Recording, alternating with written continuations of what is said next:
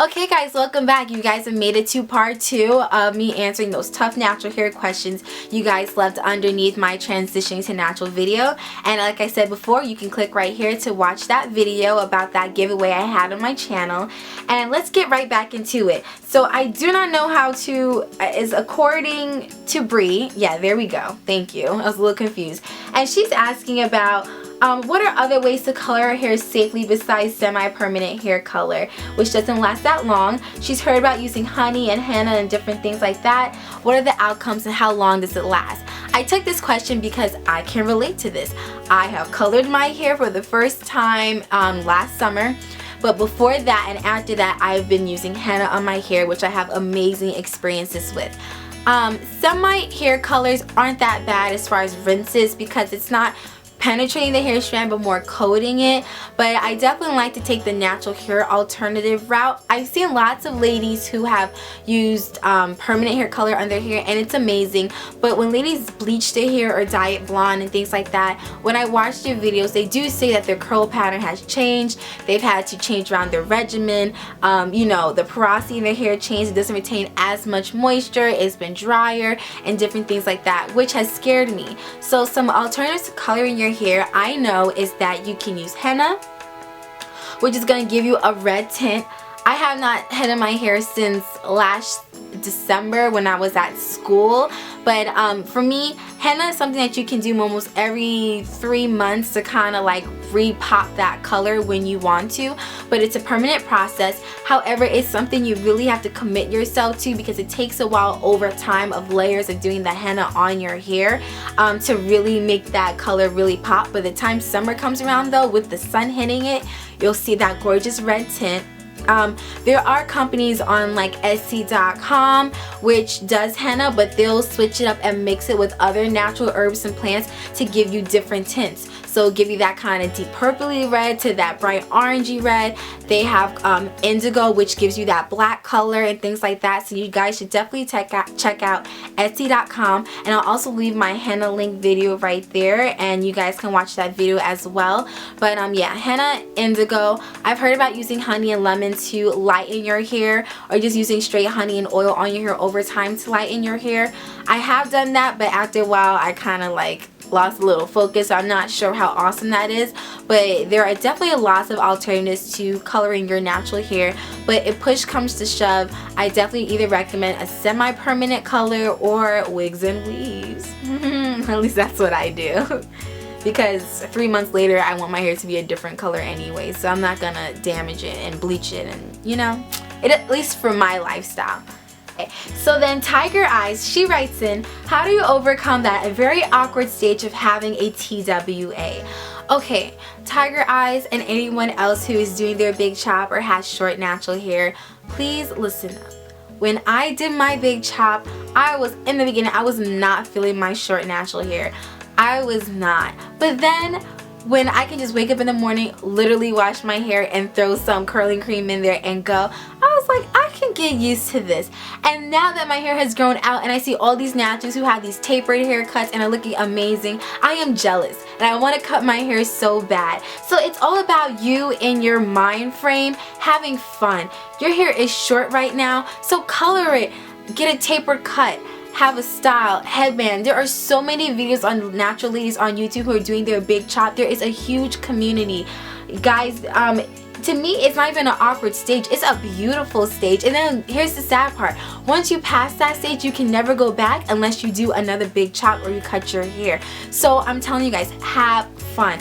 I want to cut my hair so bad. My boyfriend really doesn't want me to, but I really want to get like that tapered short. Oh, I think that is so beautiful. It's so beautiful. Check out Pinterest, check out Instagram, YouTube.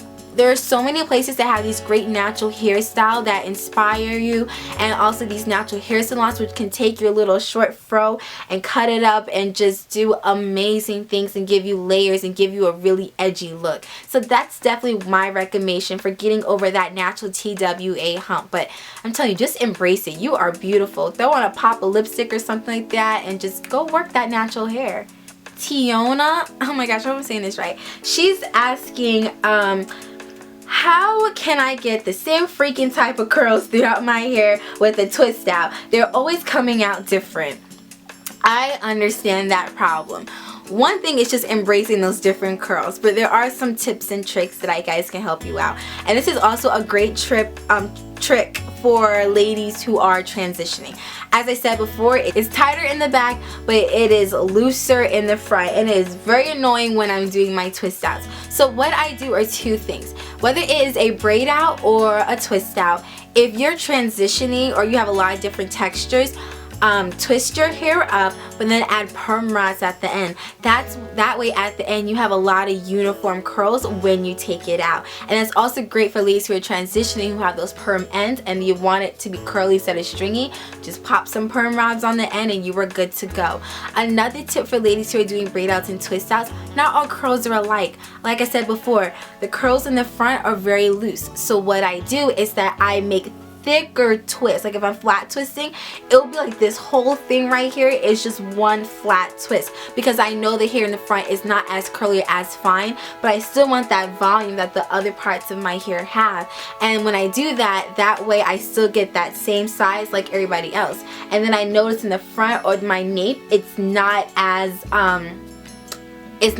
loose as the front, and so I'll do smaller sections so I can still get that definition. So it's all about learning your hair. If you know that your hair is really kinky and coarse in certain sections, I would twist those sections smaller so that way you get more elongation and more definition. If certain parts of your hair is looser, if you make it really small, it'll look more like a wave than a curl, but if you make it thicker and bigger, you'll still get that volume and it'll match the other parts of your hair. So that's my tip for you guys. So Shannon wants to know, I'm 7 months post relaxer and my main problem is keeping my hair, my natural hair texture moisturized.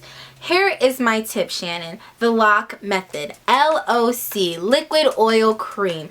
I totally understand how hard it is to keep your natural hair moisturized, and yes, your regimen is sadly gonna have to change up in the winter time versus the summer, or whether you're living in Arizona and Michigan or New York. It depends all on your humidity, your state.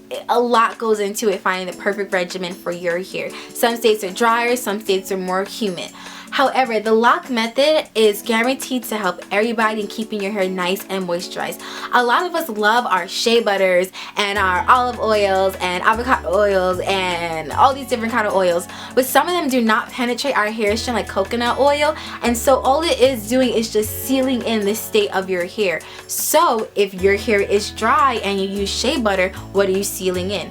You're sealing in the dryness. However, if you spritz it even with just basic simple best old friend water and then use some shea butter, you're set to go, because now you're gonna add that moisture and you're gonna lock it in with that oil, shea butter, coconut oil, avocado oil. There's a lot of moisturizing oils, olive oil, apricot oil, which I have a video on, and also palm oil, and I have a video on that, so you guys can click those links to those videos as well.